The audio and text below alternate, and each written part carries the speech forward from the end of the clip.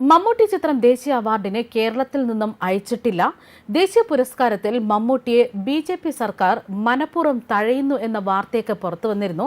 എന്നാൽ ഇതിൽ സത്യാവസ്ഥ പുറത്തുവിടുകയാണ് സംവിധായകൻ എബി പത്മകുമാർ. അദ്ദേഹം പറയുന്നത് മമ്മൂട്ടി ചിത്രങ്ങൾ ദേശീയ പുരസ്കാരത്തിനായി കേരളത്തിൽ നിന്നും അയച്ചിട്ടില്ല എന്ന് തന്നെയാണ്. അതായത് സൗത്ത് ജൂറി അംഗമാണ് പത്മകുമാർ. അദ്ദേഹം തന്നെയാണ് ഇപ്പോൾ മമ്മൂട്ടി ചിത്രത്തിൽ എന്തുകൊണ്ടാണ് ദേശീയ അവാർഡ് ലഭിച്ചിട്ടില്ല എന്ന കാര്യങ്ങൾ വ്യക്തമാക്കുന്നത്. അതായത് ജൂറിയിൽ രാഷ്ട്രീയമോ മതമോ ഒന്നും തന്നെ ഇല്ല എന്നാണ് അദ്ദേഹം പറയുന്നത്. മമ്മൂട്ടി ചിത്രങ്ങൾ മനഃപൂർവ്വം അയക്കാതിരുന്നിട്ട് ബി.ജെ.പി. സർക്കാരിന്റെ തലയിൽ കുറ്റം കെട്ടിവെക്കാൻ ശ്രമിക്കുന്നവരെ കണ്ടെത്തണം എന്ന് തന്നെ അദ്ദേഹം പറയുകയാണ്. അതായത് അദ്ദേഹത്തിന്റെ വാക്കുകൾ ഇങ്ങനെ: മമ്മൂട്ടി സാറിന് അവാർഡ് കൊടുക്കാത്തതിന്റെ പേരിൽ മോശം കമന്റുകളാണ് വരുന്നത്. മതത്തിന്റെ പേരിലും ബി.ജെ.പി. സർക്കാർ ആയതിനാലുമാണ് മമ്മൂട്ടിക്ക് ദേശീയ പുരസ്കാരം ലഭിക്കാത്തത് എന്നിങ്ങനെയാണ് കമന്റുകൾ എത്തുന്നത്. എനിക്കിതിനെക്കുറിച്ച് ചിലത് പറയാനുണ്ട്.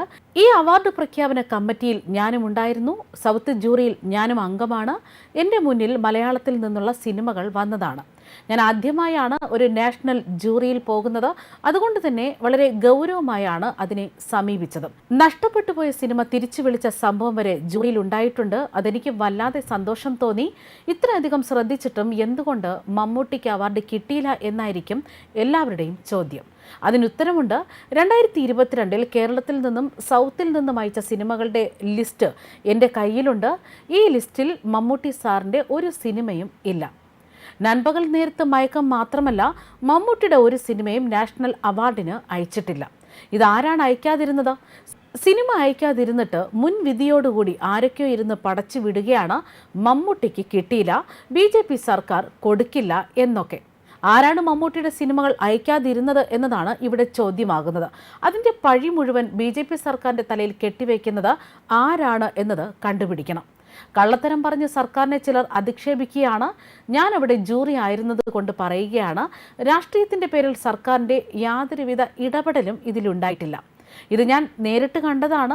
അനുരാഗ് ഠാക്കൂർ ജൂറി അംഗങ്ങളെ വിളിച്ചു നടത്തിയ ചർച്ചയിലൊന്നും ഏതെങ്കിലും സിനിമയ്ക്ക് പുരസ്കാരം കൊടുക്കണമെന്ന് പറഞ്ഞിട്ടില്ല.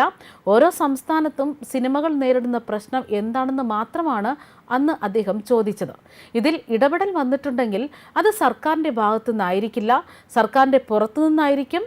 നൻപകൽ നേരത്ത് മയക്കം എന്ന സിനിമ ദേശീയ അവാർഡിന് അയക്കാതിരുന്നത് ആരെന്ന് കണ്ടെത്തണം.